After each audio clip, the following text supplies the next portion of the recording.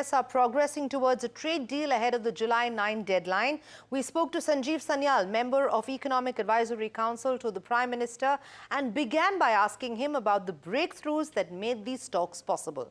He also spoke about the need for redesigning the World Trade Organization. Let's listen into that conversation. Well, I'm not in a position to comment on the details of the deal. That is really the prerogative of the Commerce Minister. But let me say that whenever the announcement gets done, it is very important to realize the context in which all of these trade deals are being negotiated. So what has happened, as you know, is that the old WTO-based, rule-based order has, by and large, now dissolved. So that's not new news to you. Everybody is aware of that. But basically what you have here is a situation where that generalized rule-based order is now being replaced with a network. It's like a web of bilateral relationships. Even the biggest relationship in the world between the US and China, however it turns out to be, will be based on a bilateral pipeline. So when you are based in this network of bilateral deals, you will still end up with two heavyweights in the system, sort of two centers of gravity. One of them will be China and the other will be the US. Sure. Now, obviously, we have not been a part of the RCEP. So it is important to us that we are therefore very well aligned into the alternative sort of system. So as you may have seen that we have signed up to a free trade agreement with countries like the UAE, Australia, UK. We are in advanced discussion with the European Union. And of course, we are just discussing what will happen with the US. So we are becoming a part of that network with these sets of bilateral deals. This doesn't mean that we will not trade with China. We will trade with China too. But this is now going to work through these bilateral network of bilateral relationships. So you've always argued that the WTO is actually a 20th century institution that's out of touch with the realities of modern trade. So when you actually hear from the EU saying that it's time to redesign the WTO, do you then see this as a genuine momentum for reform or more rhetoric from the same old multilateral playbook? No. So what they are saying is not different from what eventually a network of bilateral relationships is not efficient. What you would, in an ideal world, have is a set of rules, and everybody listens to that rules and trades based on that. And that worked in the 20th century. Unfortunately, this set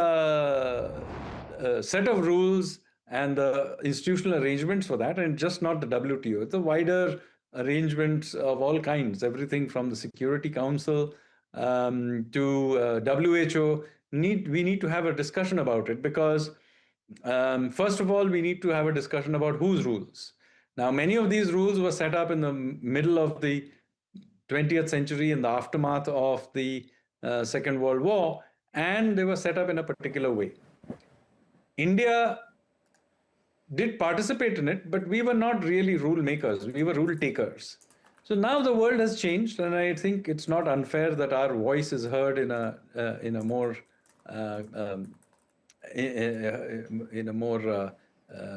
sort of prominent way. But I would argue that this is not merely about resurrecting the old with a few people like China and India with a louder voice.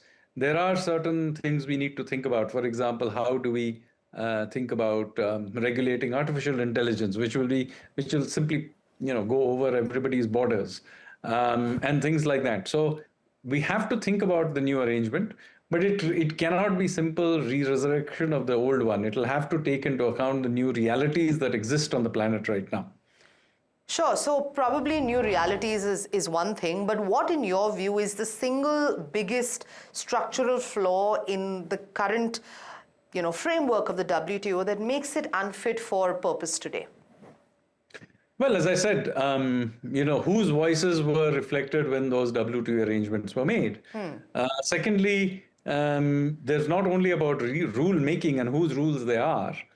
There is also the issue about how you enforce those rules and who listens to them. I mean, we have had many problems and complaints about how China, for example, simply runs roughshod over many of these. They may follow some things, sometimes they may even follow it by in terms of the practice of the law, but not necessarily in the spirit of the law. So there has to be some issues there. But by the way, let me not let off the hook the European Union itself with its efforts to impose things like CBAM, which I have stated before is a unilateral imposition of non-tariff barriers in the name of environmental, social, or governance norms. But then they never discuss what those norms are, but unilaterally apply it. So, that's not going by the spirit of WTO either.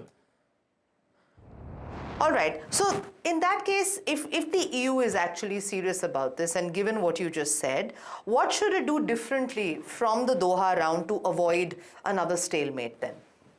First of all, we need to have a frank and open discussion about what are the issues.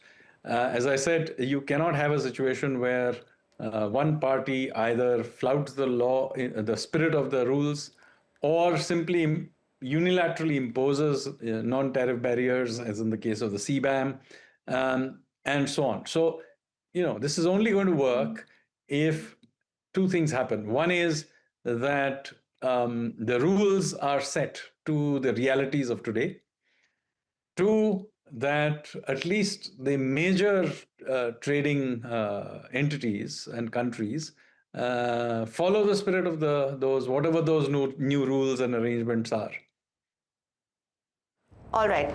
And what would you say then should India's stance be on tightening subsidy rules, and how does it then balance the need for, say, domestic industrial policy with global trade commitments? So industrial policy has now come back in the way things used to work in the late 20th century and into, in fact, the beginning of this century, was that we only thought about short-term efficiency. Whereas there are other issues as well. For example, resilience, something we saw during the COVID period. This is not only about, geostrategic, but there can be all kinds of other disruptions. There can be pandemics, there can be, there can be a tsunami. There can be all kinds of reasons why we may want to have more diversified, more resilient supply chains than short-term optimization, which is one of the things that the old arrangement used to encourage. So now that does require us to think about these in different ways. Similarly, if you're thinking of resilience, for example, it's not just about goods and supply chains of goods. We have to think about, regulating artificial intelligence, for example. Now, whose rules and regulations do we follow? What happens if there is a major breakdown? As you will find that these are likely to go cross-border. About a year ago, a single line of code in some update that the Microsoft was making went wrong, and you saw from everything from ATMs to airports and all kinds of people got disrupted. Now, if that is going to happen with artificial intelligence, which is much more fluid, then imagine what kinds of disruptions will happen. So we need to begin to have certain rules of the game. But those rules of the game have to reflect today's world, not the 20th century reality. Secondly, we need to make sure that everybody follows those rules in the spirit of it. Talking about the rules of games, I'm going to shift focus a little bit and still talking about India and protecting its interests with regards to what's happening with the US. The US is seeking duty cuts on electric vehicles, wine, farm goods, while India wants relief for textiles, gems, leather, and more. What would you say, which sectors are proving most contentious, and are there any absolute red lines for India in these ongoing negotiations? As I said, this is currently under negotiation, so I'm not in a position to comment. But yes, I mean, every country has its own red lines, it has its own interests. That's why negotiations happen. So nothing very new about that. Some of these are old issues, like agriculture-related issues. There are some more new issues. But I think both sides are keen on getting a good, equitable deal which works for both parties. All right. And, given your comments about the world dividing into US and China-oriented supply chains, how would you say this FTA positions India strategically, and what are the risks if negotiations falter or if the US imposes new tariffs? See, as I said, while negotiations are going on, positions will happen. But let's be very clear that when we have this new system of bilateral relationships, it's important that we negotiate each one of them with our eyes open. Obviously, both sides will have it. Both sides will have their own interests, and so we will have to negotiate those interests and trade or make trade-offs. But I think it's fair to say that both India and the US understand that these are important relationships that we need to sign up for. So I think both parties understand the importance of this.